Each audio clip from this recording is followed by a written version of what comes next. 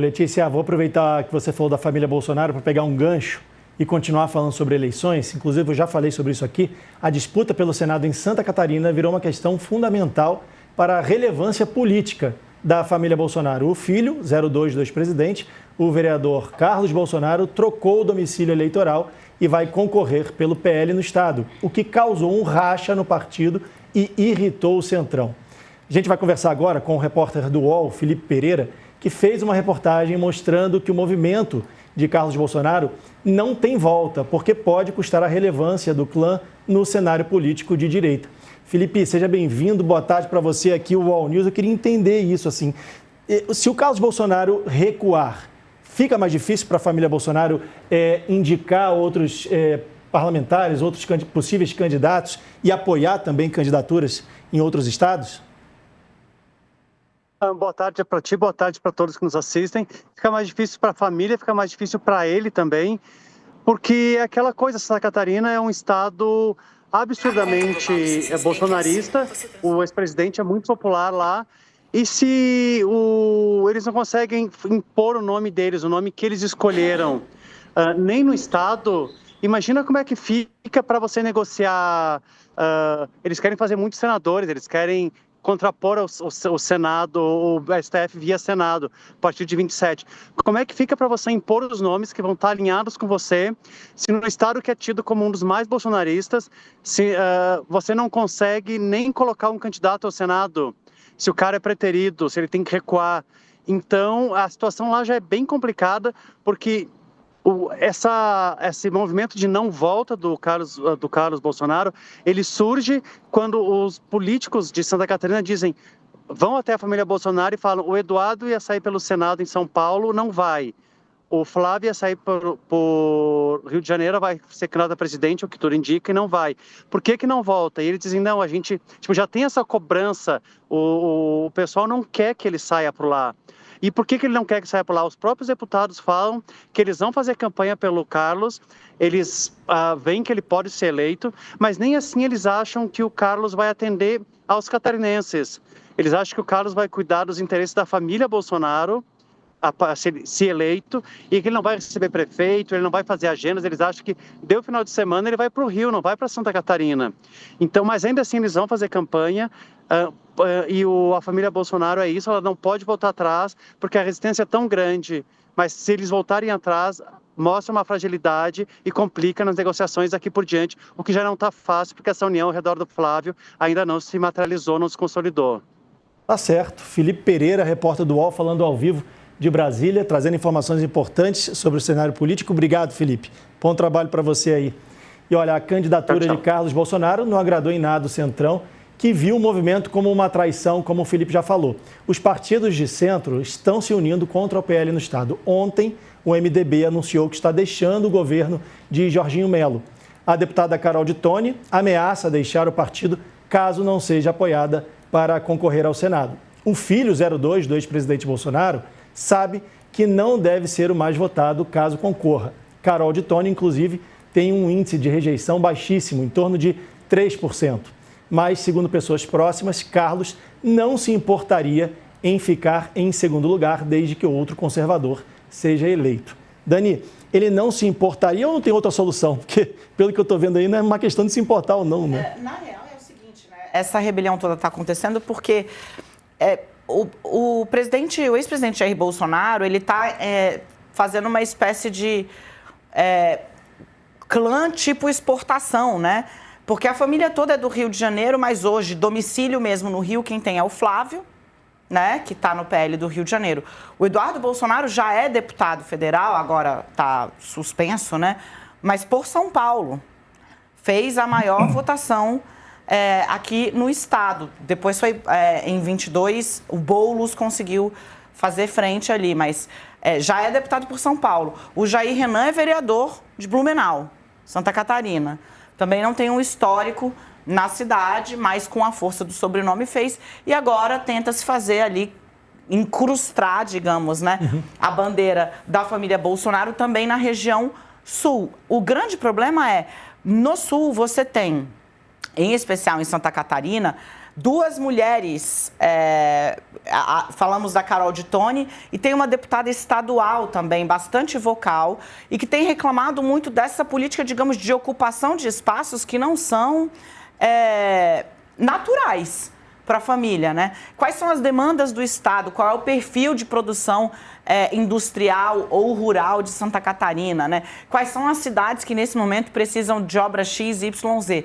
Isso, quem está na base sabe. Quem está sendo exportado, digamos assim, para poder ampliar o raio de ação da família nas duas regiões que tradicionalmente têm abastecido o bolsonarismo com votos, Sudeste e Sul, não tem. Então, essa rebelião está acontecendo muito, porque elas não querem perder espaço e houve uma produção de uma liderança em torno da deputada Carol de Tone, que inclusive chegou a presidir a Comissão de Constituição e Justiça da Câmara dos Deputados. Então, houve um investimento do partido ali e agora ela briga para não perder espaço para quem, na verdade, não vai ter conexão com o eleitorado que ela vem cultivando há muito tempo. É uma questão de sobrevivência mesmo, política, e de não ser relegada, digamos assim, a quase que um acessório de uma estratégia que tem a família e apenas a família como vetor máximo, né? Sem olhar muito para os aliados. E o governador Jorginho Melo não está vivendo seus melhores dias, né? Porque está perdendo apoio, pressionado. Ele é um produto do bolsonarismo, era senador, prestou serviços ao Palácio do Planalto sob Bolsonaro durante a CPI da Covid-19, chegando a defender políticas negacionistas ao lado de um outro quadro do Estado, o senador Heinz, né?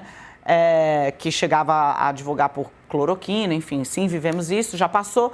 Mas ele agora está vendo os aliados ir embora, ele é um produto do bolsonarismo, ele não pode trair Bolsonaro e vem apostando para ganhar, digamos, talvez fazer uma política, uma tática diversionista em atacar políticas consagradas, né? Acabou de perder, sofreu uma derrota na justiça, porque avisado de que seria ilegal, decidiu suspender a lei de cotas ainda assim, por quê? Porque ele queria. Aí a justiça foi lá e falou, não, querido, assim não vai dar, acabou de sofrer uma derrota. Então, assim, tá bagunçado o terreno do bolsonarismo e acho que para poder sair um pouco do terreno da disputa em si, em Santa Catarina, o governador também acabou atravessando a rua, escorregando na casca de banana em cima da educação, né, que é um patrimônio do Estado. O Couto, pelo que a Dani falou, confusão danada criada pelo Carlos Bolsonaro. Na teoria, pelo menos na teoria, né, Dani, a gente vota naquele deputado, naquele senador que vai trabalhar para o nosso Estado, para melhorar a nossa vida. Só que nesse caso, como a Dani bem falou aí, bem lembrou, o Carlos Bolsonaro é do Rio, tem domicílio eleitoral, até então tinha no Rio, e agora está em Santa Catarina. Fica a dúvida, as pessoas em Santa Catarina, pelo que a gente tem visto, não vão votar a maioria no Carlos Bolsonaro. Ele tem um índice de rejeição muito grande. Essa confusão toda pode ter prejudicado algum outro candidato que eventualmente poderia ser eleito em segundo, junto com a Detone? Isso é a primeira pergunta. E a segunda pergunta é, ele tem força para se eleger em segundo no Estado? Olha, se ele tem força, eu não sei. Eu sei que ele está sendo rifado lá, né? E uma coisa que me chama a atenção aí, Leandro, é o seguinte: ele pode não ser eleito, ele não liderou pesquisa nenhuma até agora, né? Só arrumou confusão. E se ele não for eleito, o bolsonarismo corre o risco de não eleger ninguém pela primeira vez nos últimos 40 anos, desde que o Jair entrou na vida pública, né? Porque o Flávio vai ser candidato a presidente, pode não ganhar, não é certo que ele vai ganhar, né? O Eduardo não pode ser candidato para refugiado nos Estados Unidos, o Jair está preso. Então, pela primeira vez, desde que entraram na vida pública, né? Desde que a dinastia se lançou aí em vários estados e cargos, pode ser que o bolsonarismo não eleja ninguém. Agora, eu queria só acrescentar uma informação que eu tive agora à tarde, e que no encontro de amanhã, do governador Tarcísio de Freitas com o Bolsonaro na Papudinha, é bem possível que o Tarcísio comunique para o presidente que ele não quer ser candidato, o ex-presidente, que ele não quer ser candidato a presidente, mesmo que o Bolsonaro queira. E aí, se isso realmente se confirmar, fica mais claro o cenário daqui para frente, né? Pela direita, sobrou, pelas pesquisas, só o Flávio Bolsonaro. Mas ele não é favorito para ganhar a eleição, pode não ganhar, e aí o bolsonarismo ficaria sem ninguém. Ô Letícia, essa mudança de domicílio eleitoral aí do Carlos Bolsonaro do Rio para Santa Catarina foi tomada, a priori, por conta de Santa Catarina ser um estado de direita, majoritariamente, pessoas que votam na direita. Pelo visto, por ele ter irritado um pouco o Centrão, agora ele está com uma rejeição alta, né, Dani? Pode ter sido um tiro no pé?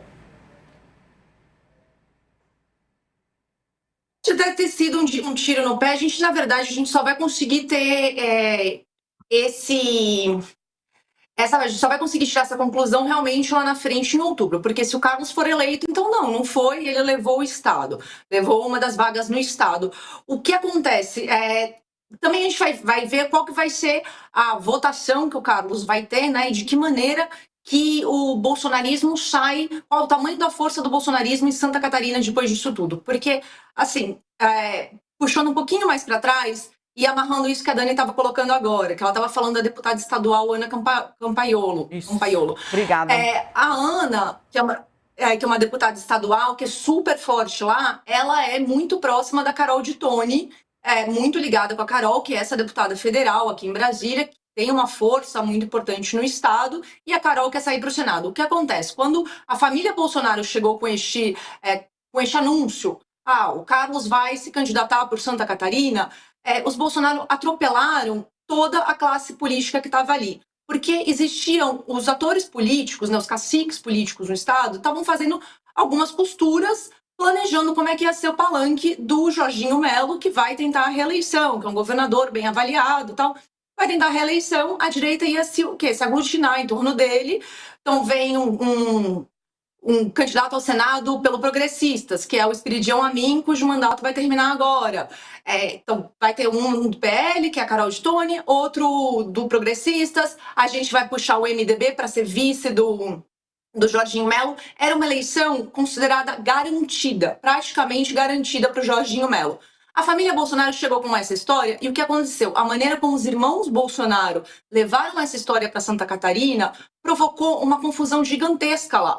Porque quando a Ana Campaiolo e a Carol de Tone levantaram a voz para criticar e para questionar, dizendo, olha, mas eles, assim, como assim? A gente tem todo um plano aqui, são 2 vagas, 3 candidatos fortes pelo campo da direita, não tem espaço para todo mundo. Tanto o Carlos como o Eduardo, e o Eduardo foi muito vocal nisso, desde lá dos Estados Unidos, passaram a atacar as duas. E aí virou uma guerra em rede social no fim do ano passado, com as duas se defendendo lá, levantando bandeiras de Santa Catarina. A Carol de Tone, ela é próxima do Nicolas Ferreira. O Nicolas, que é uma figura de Minas, que é super importante para o bolsonarismo, ele e a Carol ele e a Ana têm uma amizade, têm uma conexão boa, né, uma ligação boa entre os dois. E o Nicolas, ele tem questões, os irmãos Bolsonaro têm questões com o Nicolas, principalmente o Eduardo Bolsonaro. O Eduardo Bolsonaro, inclusive, já fez críticas públicas ao Nicolas Ferreira. Então, começou todo o campo da direita e o PL a ser jogado para essa confusão de Santa Catarina. E aí a Ana fez um evento em Santa Catarina, no lançamento de um livro, o Nicolas foi lá, tirou foto com ela. Então, houve um alinhamento de uma ala do PL, da direita, em torno delas. A gente viu a Carol de Tone postar vídeos com vários prefeitos do estado, falando assim, minha senadora é a Carol de Tone. E aí ela virou e falou assim, vocês não me querem aqui, não vão me dar chapa para eu concorrer ao Senado? Tô pulando fora, vou pro Partido Novo. Igual o Caiado tá fazendo agora com a União Brasil. Vocês não vão me dar espaço? Eu vou mudar de partido, porque eu quero apostar na minha candidatura. A Carol de Tone, ela tem o apoio da Ana, que é essa liderança local, e da Michele Bolsonaro. A Michele já avisou, já falou, já verbalizou que a Carol é o nome dela para o Senado em Santa Catarina. A Michele Bolsonaro não é uma figura nem um pouco desprezível dentro do bolsonarismo. Então, foi uma correlação de forças que a família Bolsonaro não estava esperando. Eles não estavam esperando toda essa confusão, eles achavam que o Carlos, chegando em Santa Catarina, ia ter uma recepção muito mais leve, muito mais fácil, uma absorção. Ah, claro, vem aqui alguém do clã Bolsonaro. Não foi o que aconteceu. A gente viu, né, ao longo desses últimos meses, conversando com bolsonaristas, o pessoal falando, mas por que então ele não vai sair candidato por Roraima, por Rondônia, pelo Acre, por qualquer outro lugar, já que só o que ele precisava era de um estado? Por que Santa Catarina? De fato, Santa Catarina é o estado considerado mais bolsonarista do Brasil, que proporcionalmente deu mais votos ao Jair Bolsonaro nas eleições. Então, a família tinha uma aposta de que o Carlos ia ser recebido de uma maneira muito mais fácil do que está sendo. Não dá para dizer que a eleição dele é garantida, porque, assim, não dá para dizer que nenhuma eleição é garantida. Eu acho que até o fechar das urnas, até a contagem dos votos, não tem como garantir o nome de ninguém. E só para finalizar, para ver como também as coisas na família Bolsonaro muitas vezes são instáveis, uma coisa que o Felipe citou na reportagem dele poxa, mas o Eduardo ocupava a vaga do Senado de São Paulo, o Flávio ocupava a vaga do Senado do Rio. Nenhum dos dois está no páreo agora. O Eduardo, ele provavelmente vai ficar inelegível esse ano. Ele sequer vai poder concorrer à presidência da República por causa do processo que ele responde no Supremo Tribunal Federal, por coação no curso do processo na trama golpista. Se não tem nenhum dos irmãos Bolsonaros nesses dois estados, por que o Carlos não foi para lá, então? Por que o Carlos não foi no Rio de Janeiro e saiu ao Senado pelo Rio de Janeiro? Agora já está tarde para recuar, que era o que o Felipe estava colocando. Mas, assim, foi uma confusão mal pensada e assodada que o bolsonarismo provocou, e essa reação, principalmente a reação local, e aí puxa para o que o coach colocou agora, essa reação local não era esperada pelo PL, não era esperada pelo bolsonarismo. Então, a eleição está em aberto até a hora que as urnas fecharem no começo de outubro, acho que dia 6 de outubro, né? Até o momento, 5 horas da tarde do dia 6, não dá para dizer absolutamente, fazer cravar nenhum resultado, porque a gente tem 10 meses aí na frente que muita água vai rolar, Leandro. A Letícia falou muito bem, não dá para saber se ele vai ser eleito ou não, ainda não dá para saber se foi um tiro no pé ou não, é claro que a gente só vai saber isso em outubro, a gente não sabe quem vai ser eleito, né, Dani? Mas eu queria entender o seguinte, se ele não for eleito, fica pior ainda para o clã Bolsonaro? Porque tá na cara que foi uma estratégia mandar ele para lá para manter vivo o nome, né? E na real, para não bagunçar o jogo no Rio de Janeiro. O Rio de Janeiro, porque assim, tá difícil o Brasil, né, coach? Minha terrinha. Minha terrinha. Bom, sua terrinha. Tá zoado o negócio lá, porque é o seguinte, o governador Cláudio Castro vai ter que sair para disputar a eleição ao Senado. Ele não pode disputar um novo mandato de governador. Ele não tem vice. Então vai ter de haver uma eleição indireta no Rio de Janeiro. Se você coloca o Cláudio Castro e o Carlos Bolsonaro candidatos ao Senado pelo Rio de Janeiro, a chance do governador se dar muito mal era grande, era imensa. Então, para não bagunçar o coreto no estado do Flávio Bolsonaro, e aí é importante ter em mente que hoje, o Flávio se tornou mesmo o principal fio condutor da política no Rio. O governador Cláudio Castro não dá muitos passos sem consultar o filho mais velho, o senador Flávio Bolsonaro. Então, para não bagunçar o coreto no estado dele, faz-se essa operação tipo exportação do Carlos Bolsonaro para Santa Catarina, um estado onde o bolsonarismo é muito forte, né? Porque, veja, no Rio Grande do Sul, você tem Eduardo Leite, um político de centro-direita, era do PSDB, fez um movimento de mudança de partido agora, mas você não tem um bolsonarista raiz e, pelo contrário, em vários momentos ele foi de encontro, no sentido de confrontar mesmo políticas pregadas pelo ex-presidente Jair Bolsonaro. No Paraná, você também tem um governador de centro-direita, governador Ratinho Júnior, do PSD. O estado que pegou um bolsonarista raiz e botou no governo foi Santa Catarina. Então, acho que eles fizeram esse cálculo, só que aí bagunçou o coreto lá, porque também o PL tem, exatamente por ter se tornado um estado onde o bolsonarismo tem muita força, o PL também cultivou lideranças locais. E essas lideranças locais estão hoje se rebelando, assim. Não bagunçar o jogo no Rio de Janeiro acabou criando uma série de consequências complexas com as quais o partido vai ter de lidar agora. O jogo no Rio de Janeiro está bagunçado faz tempo, né? O coach, você quer falar, coach, antes de eu mudar de assunto aqui? Só completar uma coisa aí. Nós esquecemos de falar do Esperidião Amin, né? Que que a chapa estava fechada do Jorginho Melo, né? Para o Senado era a Cris Detone e o Esperidião Amin. Agora, o MDB ia ficar com o vice. O Jorginho, semana passada, anunciou o vice dele, é um cara do Novo, né? Então, embaralhou tudo ali. O Carlos Bolsonaro fez strike, sabe? Estava tudo fechado. E o detalhe, corre o risco agora o Jorginho Melo de não ser reeleito, porque o MDB já deixou a aliança com ele, o PP vai deixar também se o Esperidião Amin não for candidato à reeleição para o Senado, ou seja, bagunçou geral ali, ele realmente fez strike.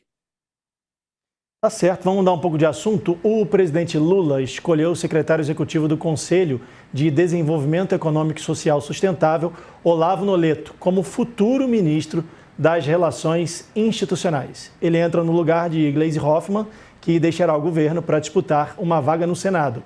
Antes de chefiar o Conselhão, como o órgão é conhecido, Noleto foi secretário executivo das Relações Institucionais na pasta durante a gestão de Alexandre Padilha. O atual secretário executivo das Relações Institucionais, Marcelo Costa, chegou a ser cotado para o cargo. Ele tem a confiança da cúpula do governo, mas é tido como alguém de perfil mais técnico. Aí, Dani, eu queria saber de você o seguinte: então eles não escolheram alguém de perfil mais técnico, eles não quiseram alguém de perfil mais técnico. Isso significa que já está em campanha, já estão preocupados aí com a eleição, né? O governo vai ter de... vai sair todo mundo, basicamente. Vão sair 31 para disputar a eleição e os secretários vão ficar no lugar, uma política de continuidade. A principal força gravitacional do governo passa a ser Luiz Inácio Lula da Silva e só, né? Mas ninguém que conhece a casinha para tomar conta da casinha. Mas ninguém que conhece a casinha agora. Por exemplo, na Casa Civil, o Rui Costa aqui vai sair para ser candidato ao Senado, ao governo da Bahia. Bahia também está meio zoado o negócio, coach, mas tudo bem, daqui a pouco a gente fala lá. Vai deixar pessoas da máxima confiança dele. Quadro técnico vai ficar, por exemplo, a Miriam Belchior, né, que vai continuar ali tocando a cozinha do Palácio do Planalto. Sidônio Palmeira tem mais tempo para sair, porque se quiser sair para fazer, no caso dele não é disputa, é para fazer a campanha de Luiz Inácio Lula da Silva, né, o secretário de comunicação, mas agora a principal força gravitacional do governo passa a ser o presidente da República, o Lula. Vai fazer, nesse iniciozinho de ano, agora, trazendo aqui rapidinho para quem está acompanhando a gente em casa, né? Vai ter essa saída de manada no governo por conta da lei eleitoral. O Lula vai fazer uma viagem para a Índia, grande ainda, com o time titular, agora em fevereiro já. Gente, janeiro acabou, graças a Deus, né? Também, porque estava puxado, mas... faz uma viagem para a Índia, depois tende a ir aos Estados Unidos, onde encontra-se com Donald Trump, e a partir de março é modo full campanha. Aí o governo já entra em modo full campanha. Já em março. Porque faz esse giro internacional e depois é só Brasil. É só se dedicando aos temas de Brasil, já de olho na campanha, que oficialmente começa só em agosto, setembro, mas a partir